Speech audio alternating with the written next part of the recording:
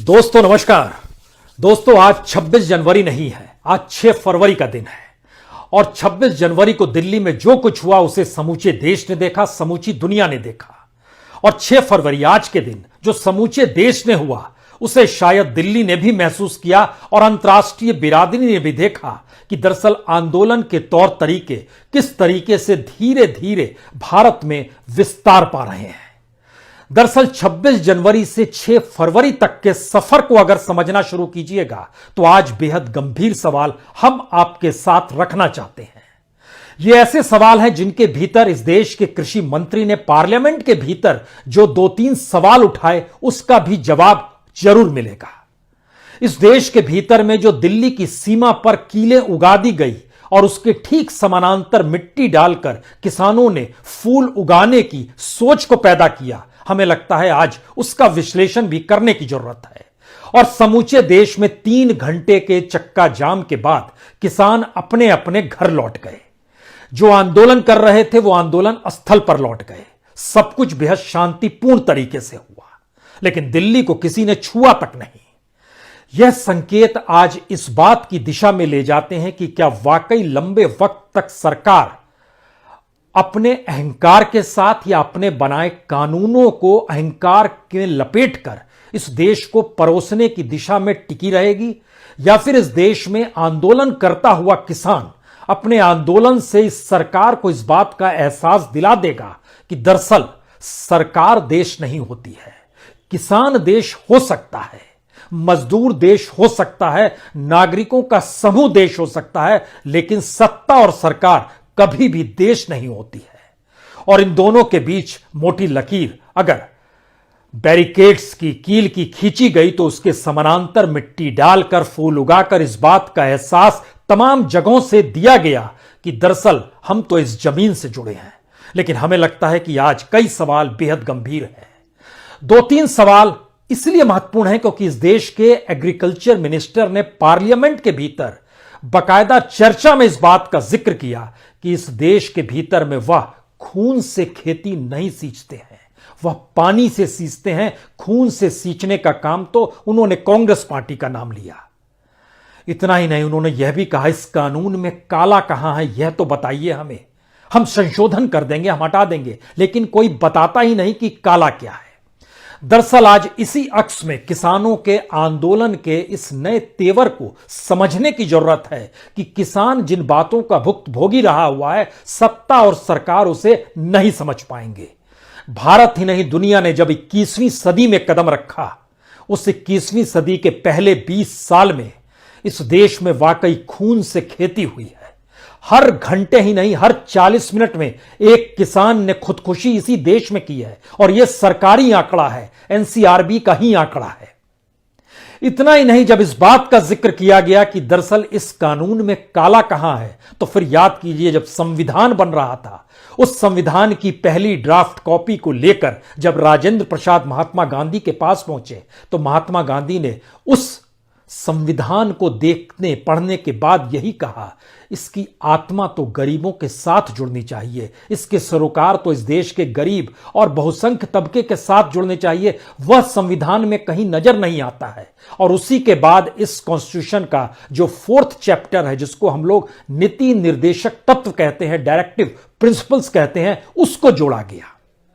और तीसरा सवाल, आज दिन भर टेलीविजन स्क्रीन पर किसान से ज्यादा पुलिस फोर्स की मौजूदगी का एहसास कराया जा रहा था। यह एक ऐसा एहसास था जिसमें लगता था कि इस देश में अब पुलिस की ही राजनीतिक सत्ता हो चली है और पुलिस की मौजूदगी आंदोलन को कुचलने को तैयार है। और शायद आंदोलन में से कोई भी तत्व अगर हिंसा करने उतरेगा तो उसको पूरी तरीके से नेस्तनाबूद कर दिया जाएगा, जो 26 जनवरी को नहीं कर पाए। पुलिस से देश नहीं चलता है, यह सरोकार से चलता है। यह वेलफेयर स्टेट की भूमिका यूं ही देश में नहीं बनी थी। हमें लगता है कि आज जरा सिलसिलेवार तरीके से एक एक पन्ने को पलटने की जरूरत है। और शुरुआत तो इस बात से, क्या वाकई इस देश में जब कृषि मंत्री ने कहा हम खून से खेती नहीं करते हैं, तो उनके भीतर एक बार भी यह सवाल उठा इस देश में कितने किसान परिवारों ने अपने परिजनों को खो दिया, कभी फसल बर्बाद हो गई, कभी वहां पर इंश्योरेंस की रकम नहीं मिली, कभी साहूकार ने ब्याज लगा दिया, और कभी स्थिति ऐसी बढ़ गई कि जो लागत लगी थी उसकी कीमत भी फसल की मिल नहीं पाई तो खुदकुशी कर ली, क्योंकि अगली फसल कैसे बोएंगे। कोई डाटा, कोई आंकड़ा सरकार के पास है? सरकार की ही फाइलों में सारे आंकड़े दर्ज हैं। इस देश के भीतर में इस बात का बार बार जिक्र होता है कि आखिर कितनी बड़ी तादाद में इस देश के किसानों ने खुदकुशी की है। हम आपको टर्म बाय टर्म बताते हैं। अटल बिहारी वाजपेयी 1998 में सत्ता में आए थे, 2004 तक रहे थे। इस 6 साल के पीरियड में लगभग 1,250,000 किसानों ने खुदकुशी की थी। वाजपेयी साहब के दौर में 6 साल का दौर कर रहे हैं। नरेंद्र मोदी ने भी 2014 से 2020 तक 6 बरस सत्ता को जी लिया है, और इस देश में किसानों की खुदकुशी के जो आंकड़े हैं वह तकरीबन 78,000 है। आप कहेंगे 1 लाख से तो कम है, यकीनन कम है, लेकिन यह सरकार के कृषि मंत्री को हंसते और ठाके लगाते हुए कम से कम पार्लियामेंट में इस बात का जिक्र नहीं करना चाहिए, क्योंकि इस देश में किसानी और किसान और खेती से जुड़े हुए लोग किस अवस्था में रहते हैं शायद उनके भीतर यह एहसास होगा ही नहीं। बीच का काल मनमोहन सिंह के 10 साल का काल, यह भी कोई किसानों के लिए अच्छा काल नहीं था। इस 10 बरस में 1,58,745 किसानों ने खुदकुशी की। एनसीआरबी का डाटा बतलाता है साल दर साल जो भी खेती से जुड़ा हुआ किसान और मजदूर है उनकी खुदकुशी। और 21वीं सदी में जब पूरी दुनिया ने कदम रखा तो उस वक्त किस बात का जिक्र था, याद कीजिए। चाहे वो अमेरिका हो, चाहे वो फ्रांस हो, चाहे वो जापान हो, चाहे वो जर्मनी हो, चाहे वो ब्रिटेन हो, चाहे वो भारत ही क्यों ना हो, इस बात का 21वीं सदी में जिक्र किया गया था कि हम इस देश की इकोनॉमी में लोगों की भागीदारी को जोड़ेंगे और आधुनिकतम तकनीक के आसरे अब दुनिया एक बेहतरीन दिशा में चलती चली जाएगी। कमोवेश हर देश ने यही पाठ किया था। लेकिन 21वीं सदी का सच यह है कि भारत में 21वीं सदी के भीतर में 2,88,838 किसानों ने खुदकुशी कर ली।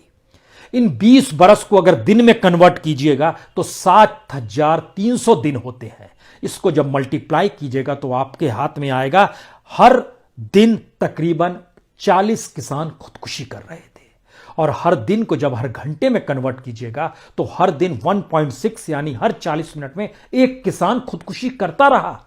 और कोई सरकार ने चेता नहीं, चाहे वो वाजपेयी की सरकार हो, मनमोहन सिंह की सरकार हो या नरेंद्र मोदी की सरकार हो। इसीलिए यहां से सवाल खड़ा हो रहा है कि यह किसानों का आंदोलन, उसकी साख इस देश में इसलिए बन रही है क्योंकि तमाम पॉलिटिकल पार्टीज ने इस देश में जब भी सत्ता भोगी है वो किसान के साथ खड़े ही नहीं हुए हैं। और इसके ठीक समानांतर मौजूदा वक्त में किसानों के आंदोलन को लेकर इस बात का शोर है कि दिल्ली में 50,000 सुरक्षा कर्मियों की तैनाती हो गई। इस बात का शोर है कि देश के अलग अलग प्रांतों में स्टेट पुलिस लग गई थी, किसी तरीके से कोई हिंसा ना हो। और लगातार टेलीविजन स्क्रीन पर तमाम जगहों पर इसी बात का जिक्र था, यही तस्वीर थी कि हर जगह पुलिस रेंग रही है। पुलिस की सत्ता भारत में नहीं है, भारत में डेमोक्रेसी है, यह थोड़ा समझना होगा। और डेमोक्रेसी को जब आप भूल जाते हैं तभी आप पुलिस राज सत्ता जो है वह पुलिस की मदद लेती है। और डेमोक्रेसी शब्द के साथ हमने जब डायरेक्टिव प्रिंसिपल्स का जिक्र किया, हमें लगता है आज उसके भीतर जरूर झांकिए, तब हम पुलिस की स्थिति आपको बता पाएंगे। क्योंकि जब डायरेक्टिव प्रिंसिपल्स लाए गए उसमें बहुत साफ तौर पर रहा गया सामाजिक और आर्थिक कंडीशंस जो इस देश के नागरिकों की है उसको बेहतर जीवन में तब्दील करना है। सामाजिक न्याय, आर्थिक न्याय और कानूनी और प्रशासनिक कार्य को भी लोगों के साथ जोड़ना है। इस बात का भी जिक्र किया गया कॉन्स्टिट्यूशन में नीति निर्देशक तत्व में। हालांकि बीच बीच में इसमें भी अमेंडमेंट्स लाए गए और राज सत्ताओं ने अपने अनुकूल चीजें की। इस देश ने बार बार चीजों को भोगा है और किसान अगर खड़ा हो रहा है तो आज किसान का विस्तार का जब हम आपसे जिक्र कर रहे हैं, उसके आंदोलन का ये नया विस्तार है। दिल्ली को नहीं छुएंगे लेकिन देश भर में आंदोलन कर रहे हैं। अक्टूबर तक बैठे रहेंगे, सीमा पर मिट्टी डालकर फूल और सब्जियां उगा देंगे। यह मैसेज शायद आंदोलन को एक नए तेवर के साथ इस देश की राजनीतिक व्यवस्था की चूल्हे हिलाने के लिए काफी है, जिस दिशा में कदम धीरे धीरे बढ़ रहे हैं। और ये राकेश टिकैत की काबिलियत भी कह सकते हैं, या ये शख्स राजनीतिक मैदान में उतर चुका है पहले भी, लेकिन अब उसमें एक मैच्योरिटी आई है। और यह मैच्योरिटी धीरे धीरे हर प्रांत के लोगों को कैसे अपने साथ लेगी, यह तो भविष्य के घर में छुपा हुआ है।